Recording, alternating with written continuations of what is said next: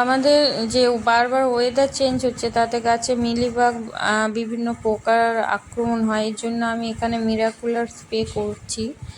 2 litre জলে 10 ml মিরাকুলার নিয়ে ভালো করে ফাটিয়ে আমি সমস্ত সবজি থেকে ফুল গাছে স্প্রে করব। আর এটা একদম মর্নিংয়ে দিচ্ছি, মর্নিং বা ইভিনিংয়ে আপনারা এটা স্প্রে করতে পারেন গাছে।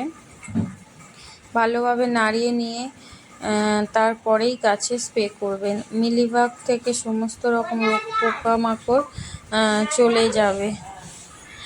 আর এর 15 দিন পরে ফাঙ্গিসাইড স্প্রে করতে পারবেন।